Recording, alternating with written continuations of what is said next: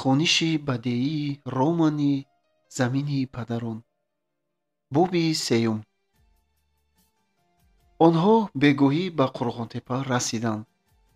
Ҷаҳонгиров дар назди бонки давлатӣ, ки ягона иморати хиштини ба назар намоёни шаҳрча буд, фаромад. Вай дар ҳамин кӯча, дар ҳавличае, ки ду хонаи хурд-хурди гилин дошт, истиқомат мекард. марҳамат ба хонаи мо, гуфт ӯ ва ба Ҷамолбек махсус муроҷиат кард. амак, шумоён ҳам фуроятон, як чой нӯшида баъд мераведтон. Не, додар, шумо ҳамроҳи меҳмон ба хонаи ман биёед, гуфт амаки Ҷамолбек. ман гӯсфанд мекушам, ҳам зиёфати меҳмонону ҳам бурёкубон мешавад. воқеан шумо ба хонаи нав кӯчидеду бурёкубон ҳам накардед, пурсид Умархон. акнун ба як тир ду нишон заданӣ. балло шумо, амак, хандид ӯ ва каме андеша кард.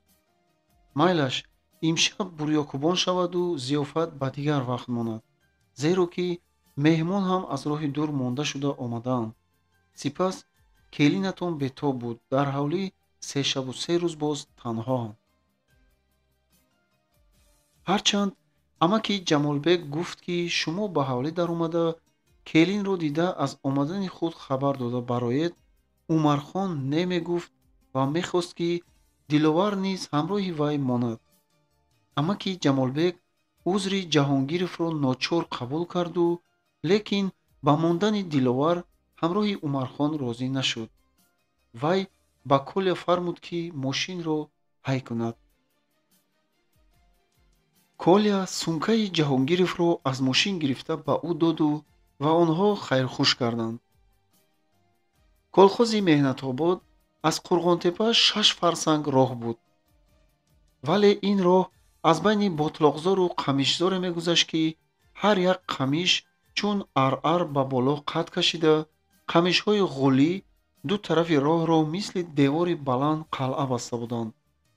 кас аз ин роҳ ҳатто рӯзона, агар танҳо бошад, метарсид, чунки даруни Қамишзор пури гургу шағолу хукҳои ёбоӣ буданд. хукҳои ёбоӣ рӯзу шаб гала-гала, хурхур карда мегаштанд.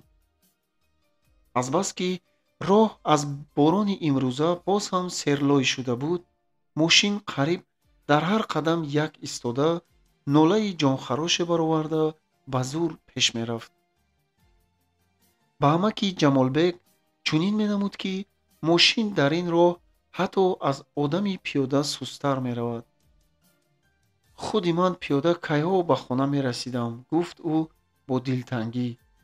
ба умеди ин мошин шаби дароз дар роҳ намонем хуб.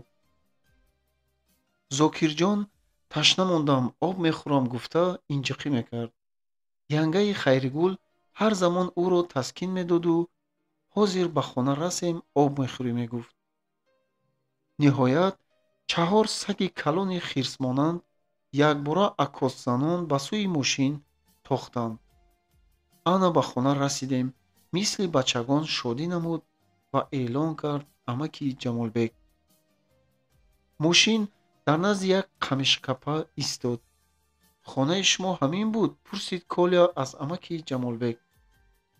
ин хонаи кӯҳна, наваш он тарафтар, фаҳмонд амаки Ҷамолбек ва бо дасташ ишорат кард.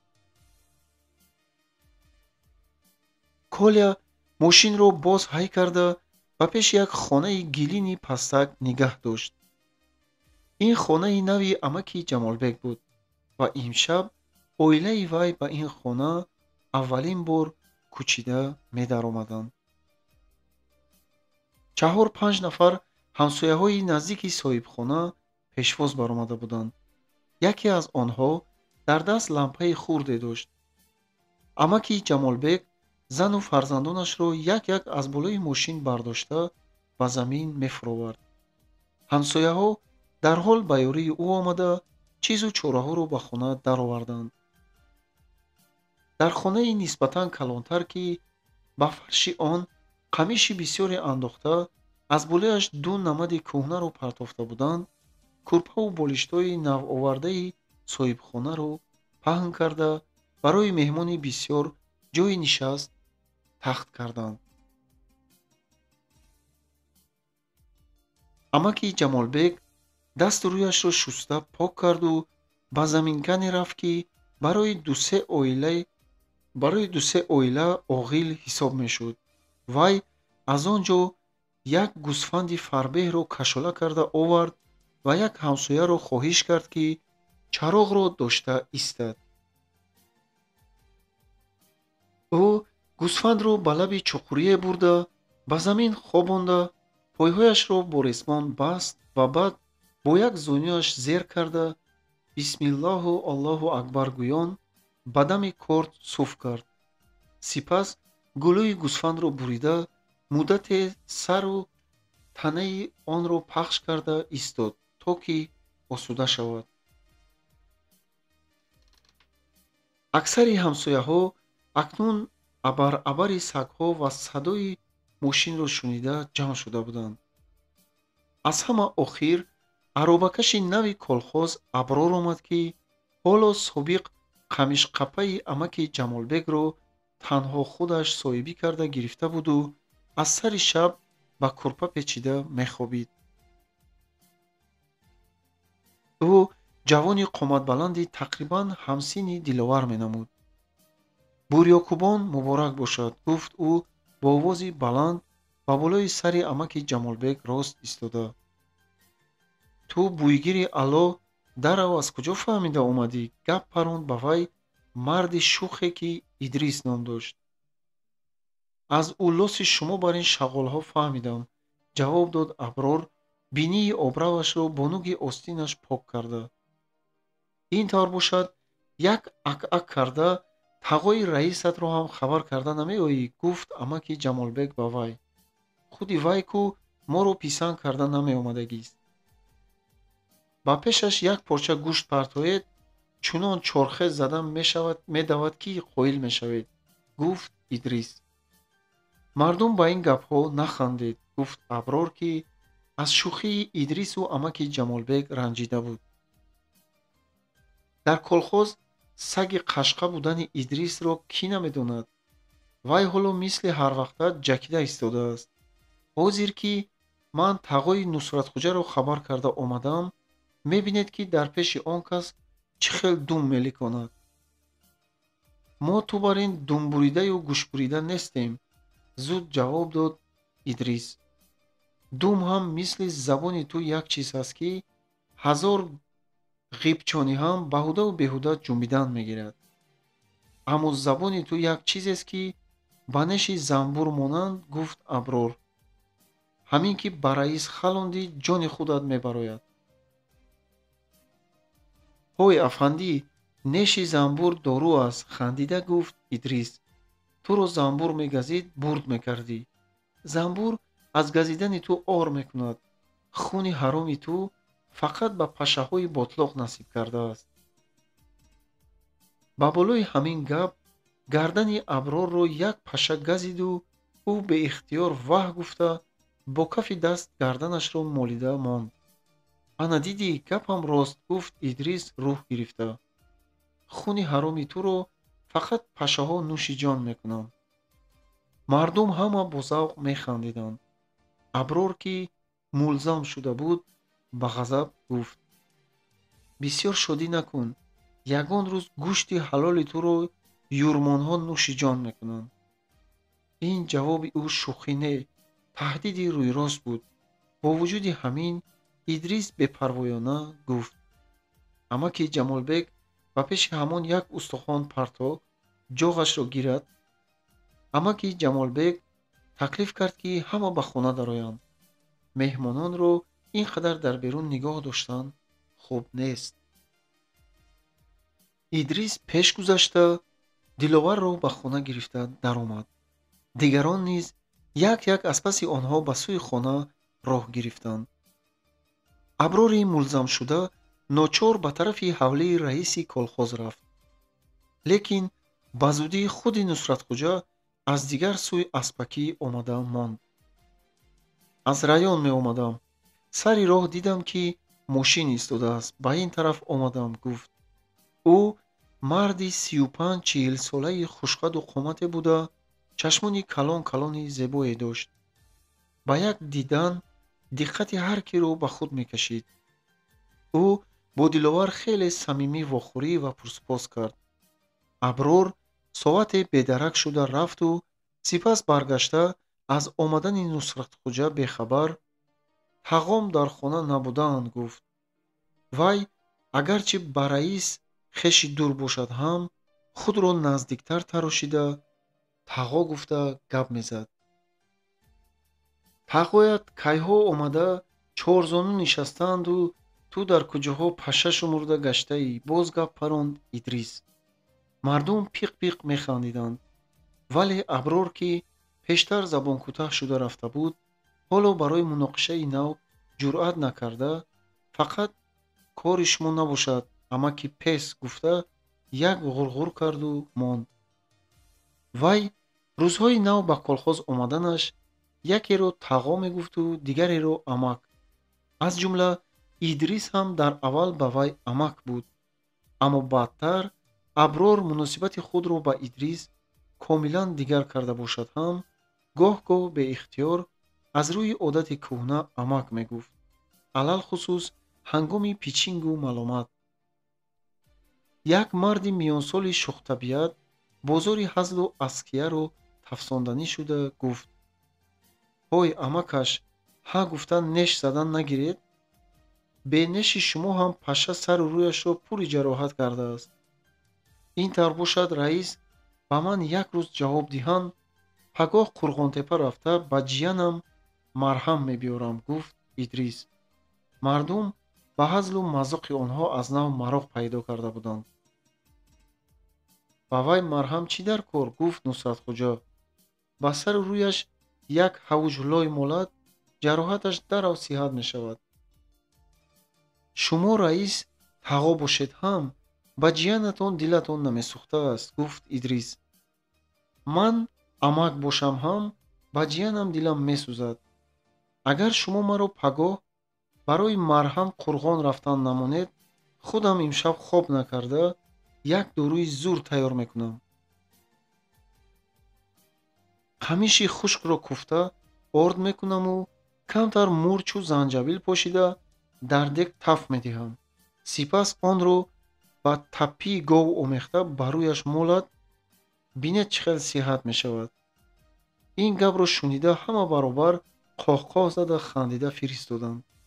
аброр аз ҷояш бархосту Идрисро ҳақорат карда аз хона баромад. вале бо вуҷуди ҳамин ба унвони вай аския давом мекард. бача ёш дия ҳоло аз тағояш насиҳат нашунидааст, гуфт Идрис ба болиш такя карда. шумо ҳам охир амак мешавед, гуфт Нусратхоҷа. гоҳ-гоҳ чӣ хел бинӣ афшонданро ёд дода монед. ин ишорат ба бинии дарози Идрис буд, бинобар ин бозори хандаро аз нав гарм мекард. аҷаб як ҷияни ношуд доред да, тағояш, гуфт Идрис. ба вай насиҳат ҳам кор намекунад. ман чанд бор гуфтам, ки биниро афшондан дар кор вай бошад боло мекашид. худатон мазза надоред амакаш, ҷавоб дод Нусратхоҷа. амак ба ҷиян меҳрубон мешавад. ҳамин ки ҷиян насиҳатро гӯш накарда биниро боло кашид, амак дарҳол як арғамчинро ба бинӣ баста чунон бинии шутур ба поён мекашад, ки шумо ҳам чандон тағои хуб набудаед, гуфт Идрис гапи Нусратхоҷаро бурида. ба ҷиянатон раҳм накарда ба биниаш бинии шутур бар ин маҳор андоз мегӯед. охир бинии вай ҷароҳат шавад, боз ҷони худатон дар мекунад да. аҳли суҳбат мулзам шудани Нусратхоҷаро дида бо завқ чапак мезаданд. Нусратхоҷа шалғам бар ин суб сурх шуду, вале ба мағлубияти худ тан додан намехост. вай муғамбирона гуфт. хайр амакаш, биёед бинии ҷиянатонро бисёр озор надиҳему аз кору бори худатон пурсем. дина саҳарӣ дар роҳ дидам, ки саросима рафта истода будед. дар бағалатон як чизи зинда менамуд. Мор гӯям ё мусича гӯям намедонам. фикр мекард ӯ. тақсир, вай мусичаки бегуноҳ буд, ҳозирҷавобӣ кард Идрис. ранги рӯяш ба ҷиянатон бисёр монанд будааст. паррехтаву болшикаста. раҳмам омаду ин мусичаки раис кӯ гуфта ба бағалам гирифта гарм кардам. аҳли суҳбат баробар хандиданд. худи раис ҳам хандиду пас гуфт: рост гуфтед амакаш, лекин ҳамон мусичаки бегуноҳатон дар бағал гарм шуда, пирри карда параду ба сари китфатон барояд чӣ кор мекунед? аз нулакаш мучӣ мекунам дия, тағош бо тамкин ҷавоб дод Идрис. хуш, гуфт мат кашида Нусратхоҷа ва боз пурсид: агар он мусичаи бегуноҳ боз пирри карда параду ин дафъа ба китфи дигаратон шинад чӣ? ғами ҳаминро ҳам хӯрдед ми, тағояш? бепарвоёна ҷавоб дод Идрис. он мусичаи бегуноҳ ба китфи дигарам шинад, ин дафъа аз думакаш қайчӣ мекунам ва салом. боракалло амакаш, гуфт Нусратхоҷа, ки ба наздик будани ғалабааш боварӣ ҳосил карда хуррам шуда буд. акнун амакаш ба ман бигӯед, ки он мусичаи бегуноҳ боз як бори дигар пирри карда параду ба нуки биниятон шинад чӣ? аҳли суҳбат ин дафъа ба ғалабаи Нусратхоҷа чапак заданд. диловар низ ҳоло ба шавқ омада дар куҷо будани худро фаромӯш карда чапак мезаду механдид. саломат бошед тағояш, гуфт Идрис ҳам ба мағлубияти худ мардона тан дода. лекин афсӯс, ки он мусичаи бегуноҳи шумо кайҳо пирри карда парида аз хона баромада рафта буд. ӯ ба қаҳр карда рафтани аброр ишорат кард. Нусратхоҷа дигар муноқиша сар кардан намехост. бинобар ин ҳукми худро гузаронид. дасташро боло карда ба Идрис: акнун бас, вой додӣ шуд, гуфт. ҳоло таом меоранд. шӯрбо аллакай пухта буд, вале косаву табақ намерасид. амаки Ҷамолбек ҳамаи косаву табақҳои ҳамсояҳояшро ғундошта. бо вуҷуди ҳамин лозим омад, ки шӯрборо ба ғайр аз раису меҳмони шаҳрӣ ба ҳама дар коса ё табақи чӯбин дукасиву секасӣ диҳанд. гӯштро дар ду табақи калони чуқур чош карда дароварданд. ба ман аз оби шӯрбо надиҳад ҳам майлаш, гуфт Идрис, ки косааш шарикӣ буд. фақат табақи гӯштро наздиктар монед мешавад. ту гӯштро чӣ кор мекунӣ? ҳоло сабр кун, ҳама устухонҳоро дар пешат чош карда мемонем, гап паронд ба вай як колхозчии ҷавон. маззаи устухонро ту медонӣ ҷура, ҷавоб дод Идрис. барои ҳамин ҳар рӯз зану шӯй устухони якдигарро мехоҳед. аҳли суҳбат аз кинояи Идрис завқ карда механдиданд. идрисака, гуфт ҷавон аз хандаи мардон дар ҳиҷолат монда. мардум мегӯянд, ки мусичаи бегуноҳ пирри карда ба табақи гӯшт нишастааст. ин дафъа ҳама чапак зада ғалабаи ҷавонро эътироф карданд. ӯ бо ифтихор дар ҷои худ як ҷунбида сулфида монд. Нусратхоҷа ва Диловар ба ҳазлу шӯхии аҳли давра дигар аҳамият надода, дукаса суҳбат мекарданд. Диловар чун ҷавони ботамкину бомулоҳиза ба раис хуш омада буд. махсусан вақте фаҳмид, ки Диловар камтар хату савод ҳам дорад. ӯро барои дар колхоз мондан ташвиқ кардан гирифт. ба мо як табелчӣ дар кор, гуфт вай. бачаҳои мо ҳамаашон бесаводанд. дар колхоз аз одами хату саводноку ҳисобдон якта ҳисобчӣ дорем. ҳо ана дар паҳлӯи Идрис нишастааст. мардаки дамдӯзи камгап, Лутфулло Машрабов. вай шикоят мекунад, ки саҳро ба саҳро гашта ҳисоби корро гирифта наметавонад. ана ҳамин хел агар розӣ шавед, мо шуморо табелчӣ карда мегирем ва колхоз қабул мекунем. одами наздики ман шахси ба эътибори колхоз мешавед. нусратхоҷа мекӯшид ки дили ин ҷавонро ба худ гарм кунад ва дар ҳақиқат ҳам мехост ки дар колхоз Диловар Балин як такягоҳи пурқувват дошта бошад, зеро ки ҳоло аз Аброр ҳеҷ умеде надошт. вай дар аввал Аброрро оварда гумон мекард ки ба вай ёрияш мерасад, чунки колхоз агарчи чандон калон набошад ҳам одамонаш аксар ҳарҷоӣ ниҳоят гапнодарои нинакшах буданд ва раис дар идора кардани онҳо танҳоӣ мекашид.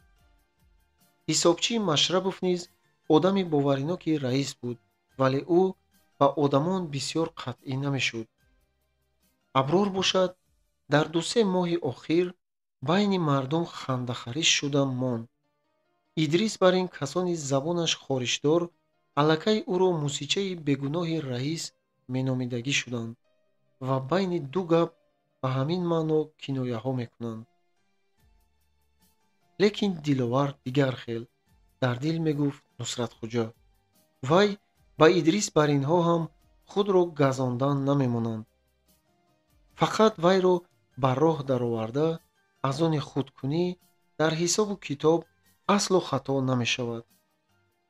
Диловар агарчи аз рӯи гапҳои амаки Ҷамолбек ғоибона дар бораи Нусратхоҷа чандон тасаввури хуб надошт, аммо баъди бо вай наздик нишаста суҳбат кардан, нисбат ба худ самимият ва хайрхоҳии раисро дида, ақидааш дар бораи ӯ хеле дигар шуд. ӯ ҳоло намедонист ки ба меҳрубониҳои раис бо чӣ роҳ, бо чӣ суханҳое миннатдорӣ кунад. Майлаш ако, гуфт ӯ ниҳоят, ман аз мансабу ҷоҳталош мекардагиҳо нестам. ба ҳар кори колхоз лозим донед, рафтан мегирам. бар падаратон раҳмат додар, гуфт Нусратхоҷа суханҳои Диловарро санҷидаву баркашида. ба фикри ман Умархон ҳам ба маслиҳати ман розӣ мешавад. Агроном ҳам аз они худӣ, зуракӣ хандид Нусратхоҷа. Ҷаҳонгиров бачаи муъмину мусулмон барои пахта ҷонашро дареғ намедорад. тобистон шаб хоб накарда, саҳро ба саҳро гашта, пахтаро об надодед, барои чӣ об зер кард мегӯяд. калонҳои раён дар гармӣ кайф карда дар хонаҳояшон мехобанду ин бошад пиёда колхоз ба колхоз давида мегардад. қариби нисфишабӣ баъди ба дастархон фотиҳа хондан, раис эълон кард ки пагоҳ аз саҳри барвақт ҳама ба ҳашар бароянд. ҷӯи поёнро дуруст карданд дар кор. набошад баҳору тобистон заминҳоро об додан душвор мешавад. аҳли суҳбат бархоста хона ба хона мерафтанд ки раис амаки Ҷамолбекро ҷеғ зада, дар ҳузури ӯ ба Диловар ишорат карда гуфт: ман меҳмонро ба хона барам ё ки шумо ҷойхоб меёбед? ба меҳмон дар капаи Аброр ҷойхоб тахт карда медиҳем, ҷавоб дод амаки Ҷамолбек. Аброр танҳо буд. акнун ду каса хуфтухез карда мегарданд. ин маслиҳат ба раис маъқул афтод ва ӯ бо меҳмону соҳибхона хайрухуш карда рафт. амаки Ҷамолбек Диловарро ба собиқ қамишкапаи худ ба назди Аброр раҳнамоӣ кард.